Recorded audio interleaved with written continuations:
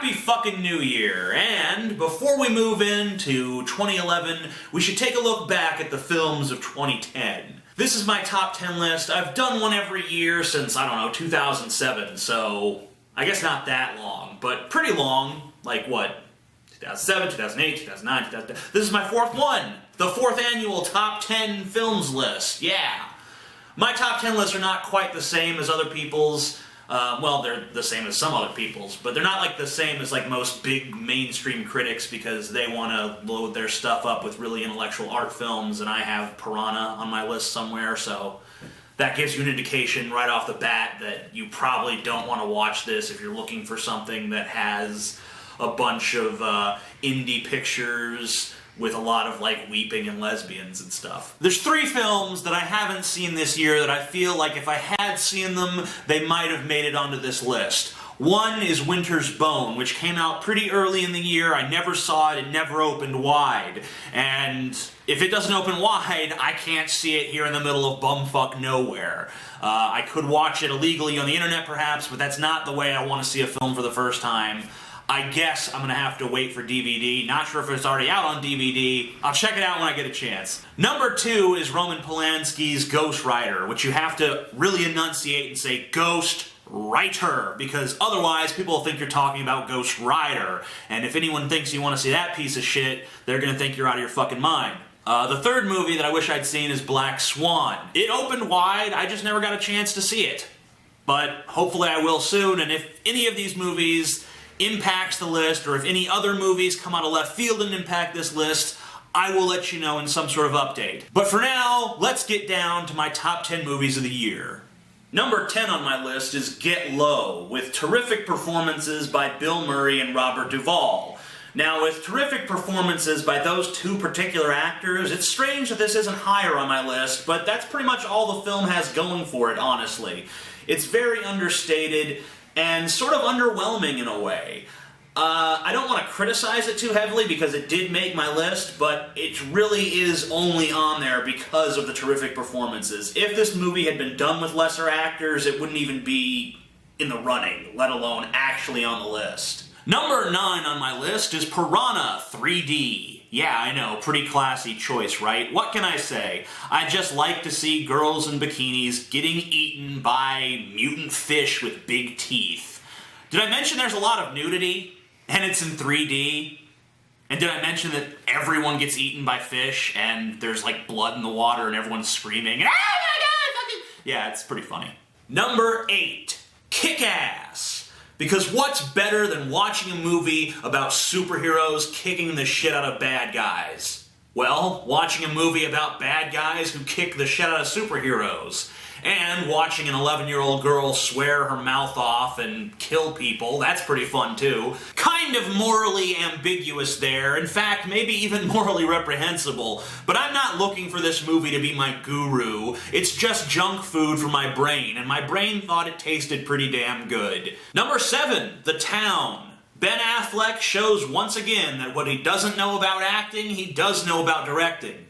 The movie does kind of suffer a little bit from the feeling that he's trying to be Scorsese, but even a second-rate Scorsese can deliver a first-rate motion picture, and that's probably an example of this. I kind of hope that Ben Affleck finds his own style in the future, but for now, ripping off Scorsese is working out pretty well for him. I really enjoyed this movie. Number 6, How to Train Your Dragon. I feel like this is the year that DreamWorks out-Pixar'd Pixar. How to Train Your Dragon was more impressive to me than Toy Story 3 because it gave us characters that most of us had never heard of before and made us care about them. And it was about as witty as you would expect a Pixar movie to be.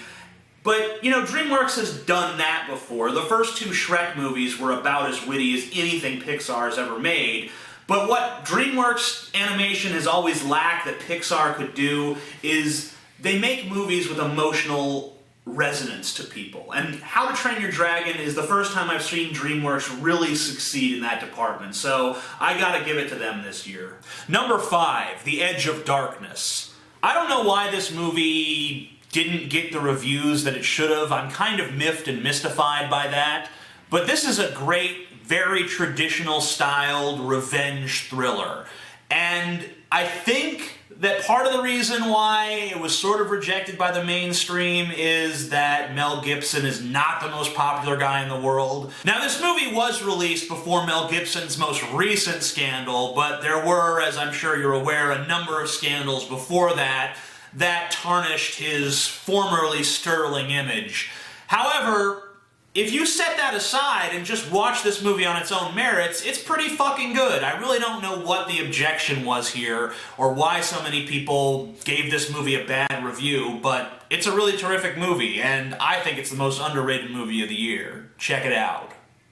Number 4, The Social Network. And I know this movie has already been praised into the ground, so I won't cover it too much. The thing that really strikes me about the movie more than anything is just how well written it is. I mean, don't get me wrong, it's everything else you'd expect from a movie of this caliber. It's well acted, it's well shot, but I'm amazed at how well written it is, especially the very first scene. It really gets you involved in the picture, really helps you understand the mindset of the character. Brilliant film. Number 3, True Grit. A Western directed by the Coen brothers starring Jeff Bridges. This was pretty much destined to be on the list. I don't know why it's not at number 1. It damn well should be. It's not really flawed in any way. Maybe it's because I saw it in a theater with a crappy sound system, and every time anyone spoke, it sounded like... So I saw the Donald Duck version of True Grit, and it was still the 3rd best movie I'd seen all year. Number 2, Scott Pilgrim vs. the World.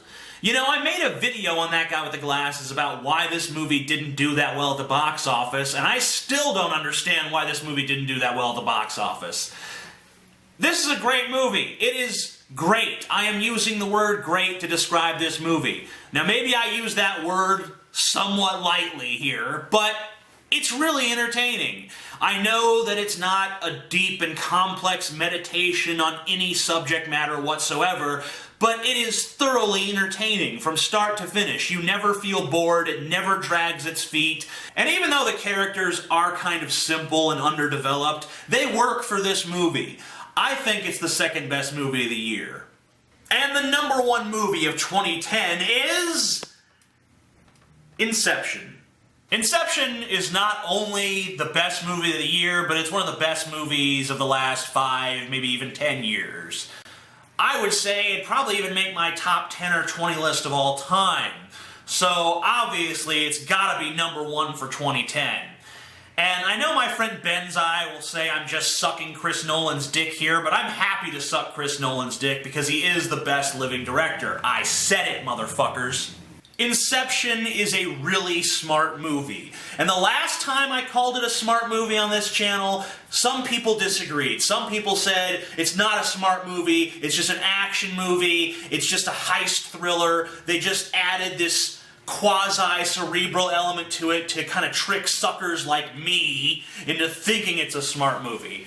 But I have news for you, it is a smart movie, and the only reason you're trying to tear it down is the same reason you try to tear down Avatar. Because whenever there's an original concept, you feel like you have to prove that it's not as original as it claims to be. Oh, Avatar? That shit's just Pocahontas with blue people in space. Oh, Inception? That's just a heist movie, but with some crazy dream shit thrown in. Yeah, but you know what? If you're going to seek out and destroy unoriginality, then these movies should be the last on your list. Everything else Hollywood is making, remakes, sequels, based on a comic book, based on a novel, based on a video game, based on a wet dream the director had once, doesn't matter. This shit is original. You could point out how it's similar in narrative structure to other things, but it's still an original idea. And we need more of those, goddammit. What we don't need is people trying to tear these movies down and say they're not original, because they are. Nothing is 100% completely original, but at least these are conceptually original films. And that's my list. Hope you enjoyed it. I enjoyed making it. I enjoyed watching these films. And I feel like 2010 was a good year for film. Maybe not a good year for film, but a good year for movies. That's for sure.